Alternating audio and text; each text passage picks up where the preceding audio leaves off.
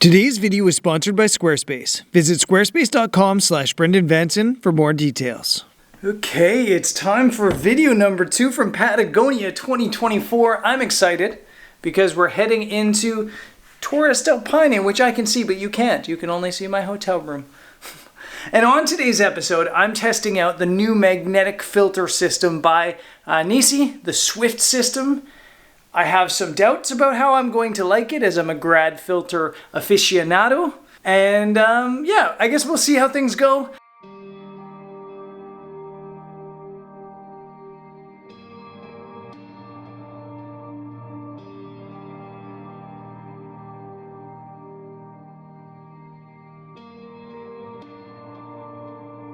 Okay, so we made it to the lake. The weather's glorious, but it's almost too nice. It's really gonna be a blue bird, blue sky sunset here. So I think we're just actually gonna stay here and do sunset here. I am, as I mentioned, using the new Nisi filter system, the Swift. So I'm actually gonna take you back in time and show you the unboxing and show you how the system works from my studio. If you don't feel like watching that part, feel free to skip ahead to when we're actually taking photos out here in about an hour. So, I don't know how my voice is kind of gone. I have, ooh, tripped on my own feet. I have a new product from Nisi. I will be honest with you. When all of these filter brands were starting to release magnetic filters, I was really waiting for Nisi to release one because I love my Nisi filters. I really do. I feel like the quality is so high. They're so scratch resistant and damage resistant that I absolutely love them. So I wanted to stick with them, but I really wanted to move to magnetic filters. So they messaged me a couple days ago saying that they're releasing magnetic filters. And on this video, I'm gonna go out and test them. That's garbage. That's the filter kit.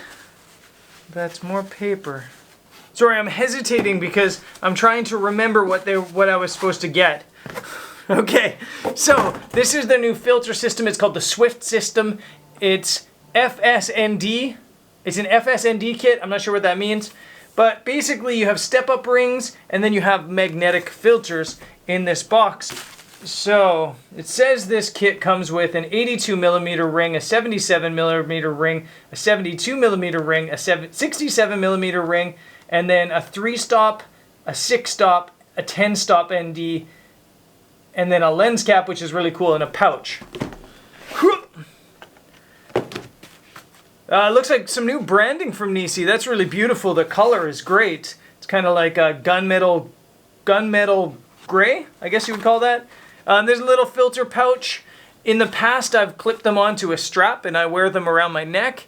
It's actually a really nice thing to have the pouch, and people might make fun of me for this, but when I go out, for example, to do seascapes, I don't want to take my whole camera bag with me on the rocks, but I might need to change filters. So it's nice to have a pouch slinged around my neck so that I can change filters out in the field. Yeah, and this is really nice. It's got like a little Velcro on the side to make it expandable or shrink down. It's Velcro on the top, and then all the filters are here. So let's see what we got. This is the lens cap.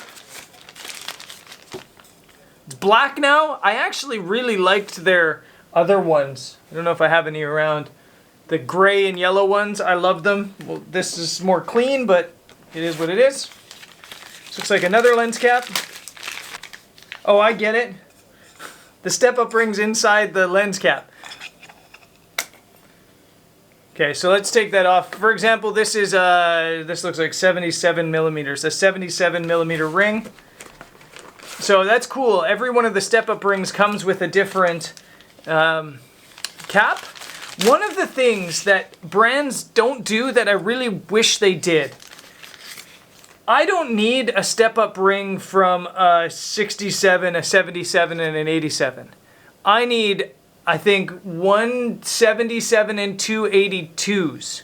So what I would really like for them to do is to give you the option and like customize your own filter kit. I find this with every single filter company ever. They always make these kits that are like ready-made, but it would be nice if I could make my own custom kit to fit my own camera gear.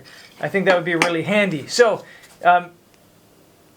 where's my camera? I'm filming with it. Where's my other camera? I'll go get it. Okay, so we have, what is this? This is the old Nisi system. The step-up ring is on there as well. I believe this is 77. 77.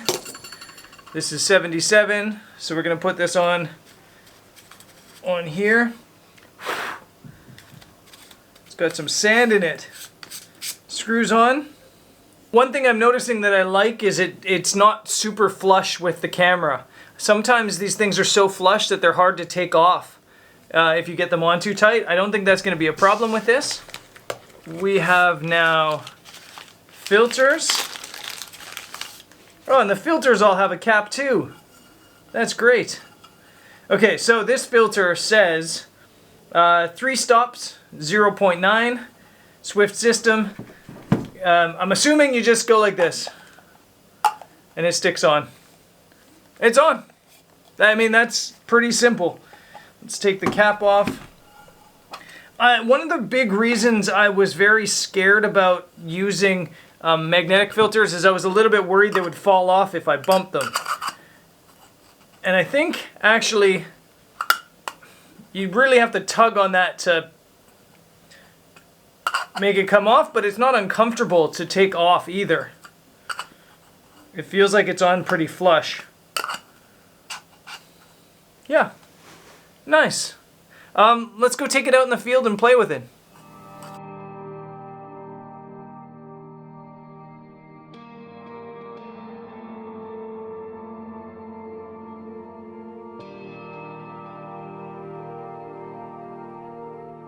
I've come down to the opposite side of the island here and found some really nice foreground. I think there's a couple rocks sticking out of the water, and I've tried to build a big wide composition that has the rocks and also somehow get some reflection of Cuernos in between the rocks here. Unfortunately, it's one, way too bright still, it's way too early, and two, the reflection's kind of gone. So the way I'm going to try to fix that is by going a little bit longer with the exposure and using one of these Nisi filters. So what are we at right now? 1/30th of a second. So I'm going to throw on a 10-stop ND. And because these are magnetic, I can do this one-handed and still talk to you guys. Let's see which one's 10-stop though. 10-stop. Maybe I can't do this one-handed because it's in the case. One hand, one chinned. And then we're just going to pop that on. And that brings us to maybe 30 seconds. Let's take that photo. Again, it's still way too early, but I'm kind of just trying to get this composition locked in and to show you what's possible with these filters. So cue the Jeopardy music, I guess, for 25 seconds. Okay, so photo's done. And yeah, it's definitely still too bright.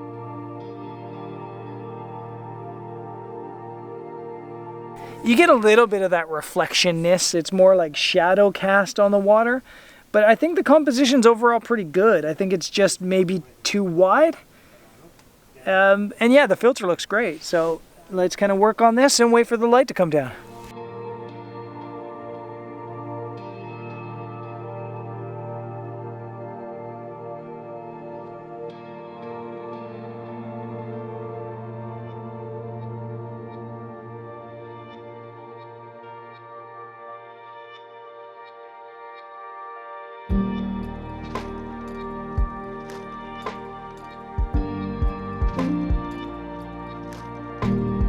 Okay, so back at it again in the morning. We are up with the photo lineup at the Explorer Hotel. Actually, Nick Page is there. Nick's not gonna wave. Anyway, so I've got the Swift system on right now again. This is just the 3-stop ND. I kind of wanted to just slow down the shutter a little bit to get some movement in the clouds and hopefully still out the water a little bit as well. So yesterday we were messing around with 6 stops. Today we're messing around with 3-stop.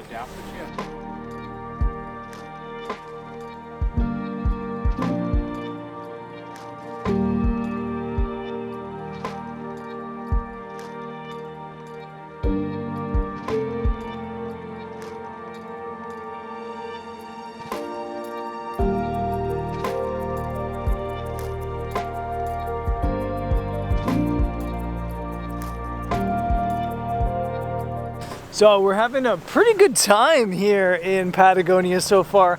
I'm gonna knock on wood and say that we've had nothing but good weather so far. There are some clouds that have rolled in now, so I'm hoping we get another sunset and some more really good light. We're gonna go back into our van with our guide, and for sunset we're gonna head over to Mirador Cuernos and hopefully test out these filters again. So far, definitely it's taking some getting used to, especially not having grad filters. And that's something I think I'll talk about once we get to the lake. So let's head there.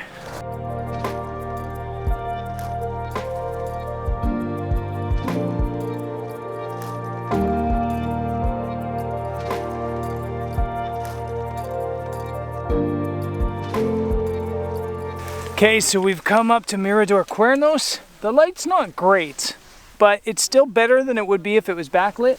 And I'm kind of just setting up a classic little tiny bit of driftwood in the foreground, beautiful reflections in the background. And just to show you the difference the filter makes, my first photo that you're seeing right now has no filter. And then I've just thrown on the 10-stop ND right now, and it just, yeah, the sky's different. It smooths out the water a little bit more, and it just adds a little bit more drama to the frame. So yeah, that's the reason I use filters, creating drama. And so far, I'm loving the fact that these Nisi filters are so neutral. There's maybe a touch of warming, a tiny, tiny little bit, but for the most part, they look so clean. I'm really impressed.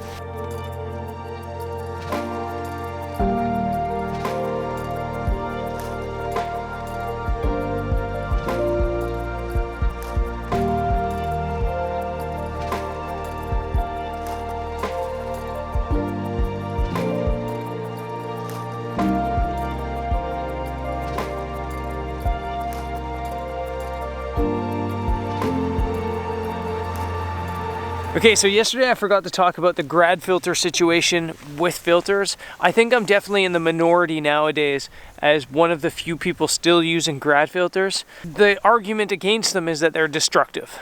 If you have a grad filter down and a mountain like this isn't flat, which it's not, it's gonna have some dark bits. And so by exposing 2 times, by creating 2 photographs and then blending them, sky and foreground, it's non-destructive and better, and I actually agree with that. But I love grad filters still for 2 reasons. One, because I like being able to see what the photo is going to look like in my camera.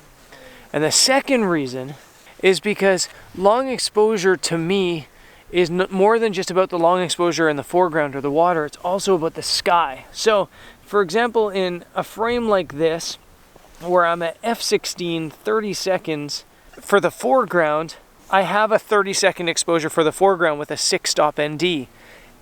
If I want to do a darker frame than that, I have to increase the shutter speed. I have to speed up the shutter speed, but whatever that is for the sky. So let's say 3 stops. So all of a sudden I go from 30 seconds to 15 seconds, down to 8 seconds, down to 4 seconds. So I only have 4 seconds in the sky, and I lose the drama and the movement in the sky. Now, with a system like the Swift system, there is a solution, and that's to take one photo with a 6-stop, then switch on a 10-stop and take the exact same exposure, and then blend those 2 together. So the idea or the concept with these magnetic filters that are faster to put on and off is that you can put on a 6-stop, pop it off, throw on a 10-stop, problem solved. Or if you're working with a 3-stop, put on a 3-stop, then for the darker frame, throw on the 6-stop, problem solved. But it still is work, and I still think I prefer grad filters. If you're curious, I asked Nisi if there was plans on making a compatible grad filter component to this, and they said not at the moment. So I'm hoping they change their minds on that, because I still love my grad filters.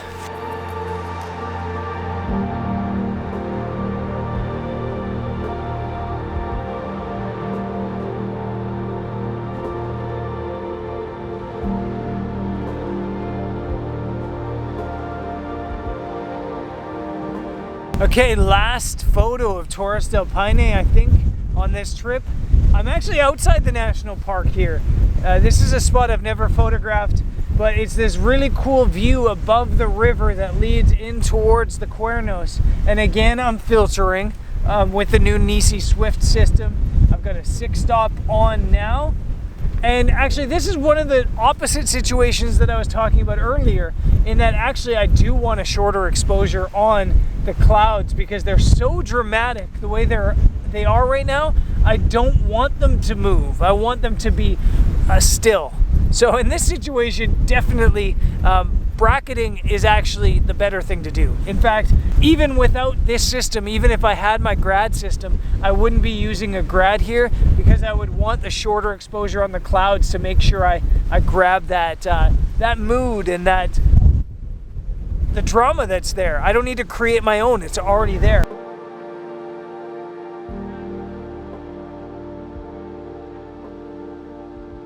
Yeah, the Nisi Swift system is pretty awesome. I have no problems with it quality-wise, color contrast-wise, crispness. It all looks great. The Nisi glass has always, in my opinion, been the best glass. And yes, I would absolutely love some sort of graduated system that attached onto this magnetic system. But overall, I'm very happy, and more than anything, I'm really happy with the fact that, well, my kit's quite a bit smaller with this system, to be honest. So, will I keep using it? Yeah, probably. Will I start going back to my grads? I don't know. We'll see. I'm gonna give this system a little bit more of a chance. I'll play with it for a couple months, and then maybe in a couple months' time, I'll give you guys an update. Am I still using the magnetic round filters, or have I gone back to grads? I guess you'll have to stay subscribed to find out. So that's it for Patagonia. No, it's not. There'll be a second video from Patagonia. I'll see you there. Peace. Squarespace is a great place to build a website. There's a new guided design system with SEO optimizing tools, which will help make it easier for people to find you. As for professional tools, you can use the Squarespace platform to automate bookings and appointments. And there's also client invoicing and payment processing, which makes setting up an online store for your photography-based website really easy. So, if you're looking to build a website to help grow your business or showcase your work, visit squarespace.com/BrendanVanson for 10% off your first purchase.